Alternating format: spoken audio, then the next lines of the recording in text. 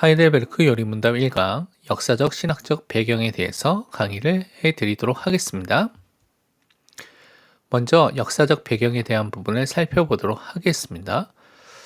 우선은 종교개혁을 살펴봐야 되는데요. 마르틴 루터가 1517년 10월 31일 날 비텐베르크 성당문에 95개조 방반문을 붙이면서 종교개혁이 시작된 것으로 우리가 알고 있습니다.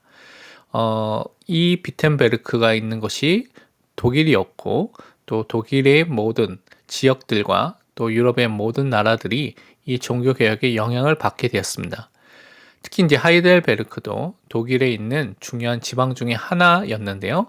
신성 로마 제국을 여러 제후들이 또한 나누어서 또 지역에 있는 영주와 귀족들이 나뉘어서 또 다스리고 있었고, 그 다음에 신성 로마 제국의 황제를 그들이 뽑아서 세우는 그런 형식의 또 다스림의 나라 형태가 있었습니다.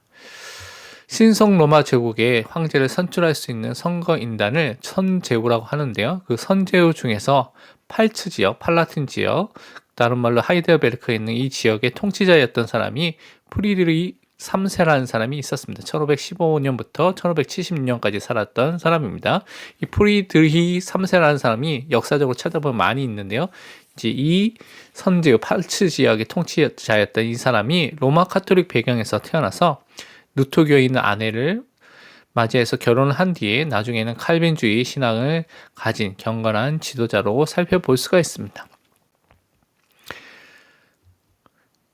그런데 이 하이델베르크 요리문답을 작성하게 되었는데요. 그 작성의 배경을 보면 많은 논쟁들이, 신학적인 논쟁들이 그 당시에 그 지역과 또 많은 곳에 있었습니다. 특히 대표적으로 살펴본다면 주의 만찬에 대한 논쟁이 있었는데요.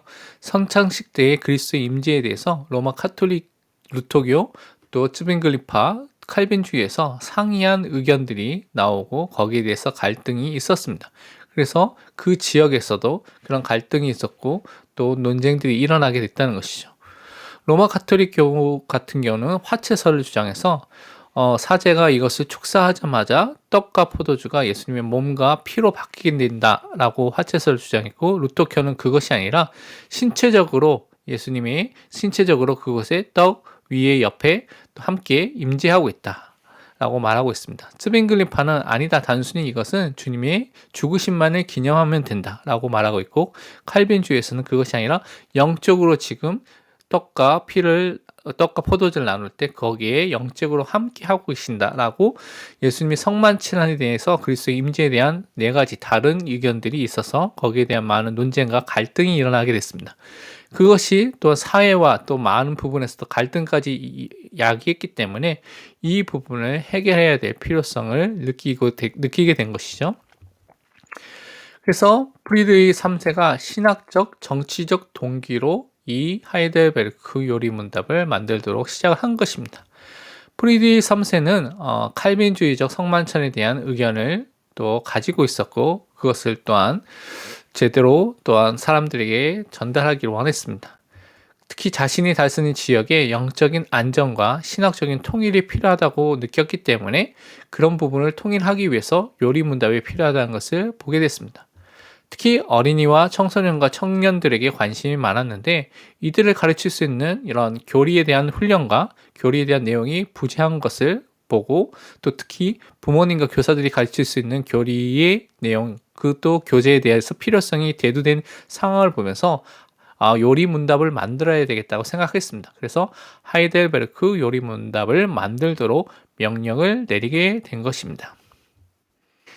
그렇다면 하이델베르크 요리문답의 작성 과정과 주요 저자에 대한 부분을 잠깐 짧게 살펴보면요.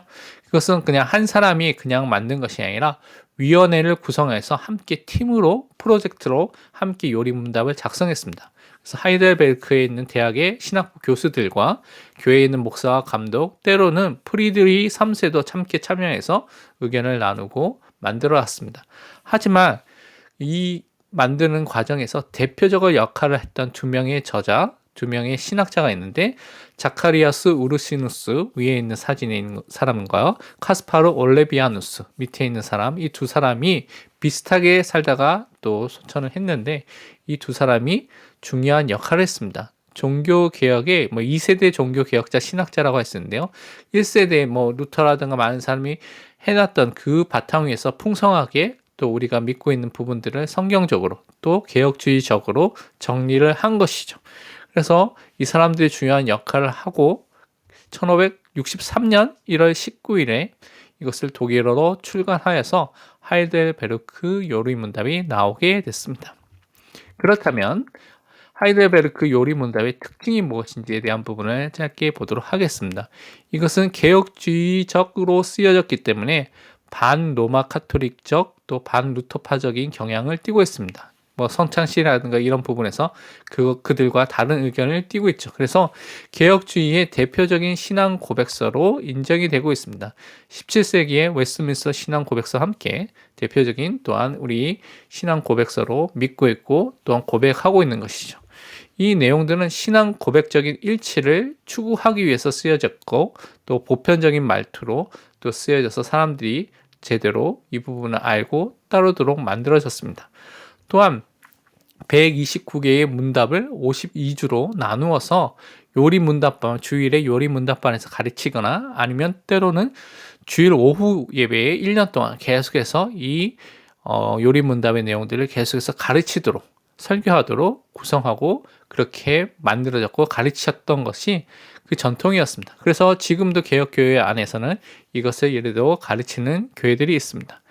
이 내용 중에서는 고대교회, 초대교회 때 세대자 교육에서 특히 십계명, 사도신경, 주기도문에 대해서 가르쳤는데요. 그 내용을 함께 해석하는 하이델베르크 요리 문답에서도 십계명에 대한 부분, 사도신경, 주기도문에 대한 부분을 또한 해석해서 또 신자들에게 가르치는 것들이 포함되어 있는 것을 살펴볼 수가 있습니다. 그래서 이 부분들은 우리가 점차적으로 하나하나씩 살펴보면서 그것을 확인해 보도록 하겠습니다. 기도하고 또 마치도록 하겠습니다. 하나님 아버지 감사합니다. 오늘 이 시간 하이델베르크 요리 문답에 대한 역사적 신학적 배경에 대한 부분을 짧게 보게 하심을 감사합니다.